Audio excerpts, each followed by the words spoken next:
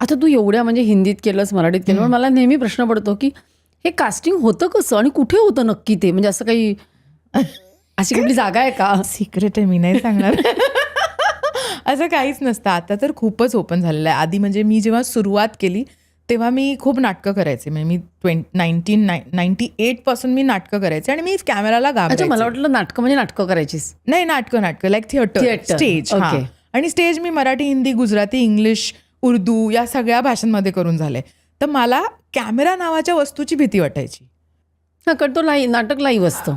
त्यामुळे तो आला ना की मी घाबरायचे आणि मी फंबल करायचे. पण मी 5,000 लोकांसमोर कुठलंही नाटक करू शकायचे, काहीही करू शकायचे. सो तेव्हा जे ऑडिशन्स व्हायचे ना, म्हणजे 2000च्या आसपास, तेव्हा ते असे असायचे की एका छोट्याशा खोकड्यात 50 लोक सिमिलर दिसणारी बसलेली असायची आणि मग तुम्ही जायचं आणि विचारायचं डू आय फिट, मग ते असं बघणार, असं करणार. So it is a very like ego crushing kind of an audition, जे आता तसं होत नाही फार. आता खूप ॲक्टर्स आहेत, खूप कास्टिंग डिरेक्टर्स आहेत. फॉर्च्युनेटली यूट्यूब आणि इंस्टाग्राम आणि या सगळ्या गोष्टी आल्यामुळे ते खूप सोपं झालं आहे. आत्ता कास्टिंग डिरेक्टर्सचे इंस्टाग्राम हँडल्स असतात, तुम्ही त्यांना फॉलो करा, मग ते सांगतात कास्टिंग कॉल आहे याच्यासाठी, तर ते नॉर्मली गिव्ह अँड टेक करून होतं.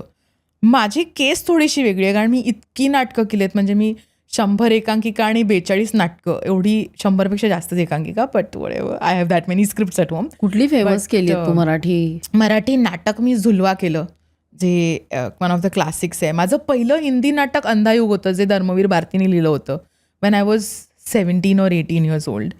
तर ते म्हणजे नाटकं खूप केलीत, बट मुद्दा काय होता मी विसरले.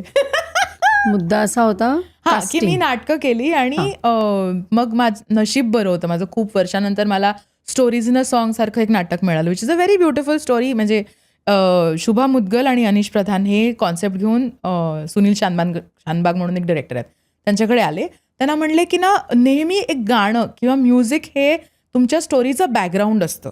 We will want to make a play ज्याच्यात द गाणं is on the foreground and the story is the background of the song. So ते असं वन ऑफ म्हणून ते नाटक सुरू झालं, ज्याच्यात मी गेले आणि सुनील मला म्हणाला गाता येतं का? म्हटलं हो, मला गाता येतं. आणि मी ट्रक घुसवल्यासारखं गायले तेरी दिवानी, असं प्रीत केला ते मग असे या लेवलला गायले मी. आणि everybody was like I you sure you want to do this? आणि Shubha Mudgal was very happy with me, with your voice and with your म्हणजे हा थ्रो की तेरी दिवान या लेवलला मी गायले. तर she was like oh my god what. She like you should start singing now. I said no I am not a singer, I am an actor who can act like I can sing. ती बोली नाही. ती बोली की मी पण 22व्या वर्षी सुरू केलं. म्हटलं मी 28 वर्षांची. ती बोली it's never too late, but whatever. So I was a part of that play. आणि मग तो एक वन ऑफ होता, पण ते 11-12 वर्ष नाटक चाललं. तर त्या नाटकामुळे त्याला जी गर्दी आली, त्याच्यामध्ये कास्टिंग डिरेक्टर्स आले, त्यांनी आम्हाला ओळखलं. त्याच्या पुण्याईमुळे मला हळूहळू कामं मिळायला लागली की ये ना ऑडिशन दे. तर मग तेव्हा fortunately I was an established actor, त्यामुळे मला ते डू आय फिट नाही करायला लागलं. पण आत्ता डू आय फिट होतच नाही. किंवा फोटोज देऊन आधी जसे हार्ड कॉपीज द्यायचो ना आपण, कीप इन टचवाला जो स्पेस होता, ते नाही आहे. आता खूप इझी झालं आहे कास्टिंग. सो आता तुम्ही लोकांना इंट्रोज देता.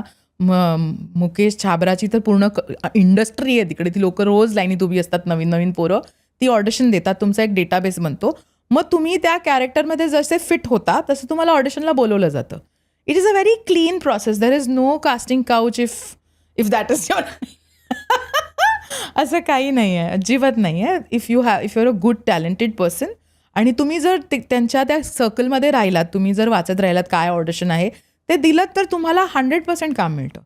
कामाची टंचाई नाही आहे, खूप काम आहे.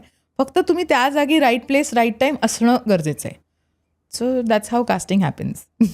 आता तू एवढी हसतेस, म्हणजे एपिक हसतेस तू, ओके नाही? सॉरी. नाही चांगलं वाटतं ना, सो जॉयफुल. येस. लोकांना पण हसवतेस ना. हां, ऑफकोर्स. As a profession. या मी कुठलाही म्हणजे माझी गंमत अशी आहे की माझा प्रॉब्लेम आहे, मी घाबरले की मी हसते. मला भीती वाटली, मला रडू आलं की मी हसते. तर मी ना कॉलेज संपल्यानंतर मी रोप मल्लखांब शिकायला जायचे शिवाजी पार्कात. तिथे ते उदय देशपांडे नावाचे माझे टीचर होते आणि ती RSSची पोरं असायची तिथे. मी आले ना की ती पोरं सगळे कामधंदे सोडून बसायची, ताई आली. कारण तो मला वरती चढवायचे सर त्या रोपवरती, आणि मग मी लटकले की मी हसत बसायचे. ती पोरं मला बघून हसायची. म्हणून ते तिकडेही एंटरटेनमेंट व्हायचं माझं. ही क्लिप शेवटपर्यंत बघितल्याबद्दल खूप खूप धन्यवाद.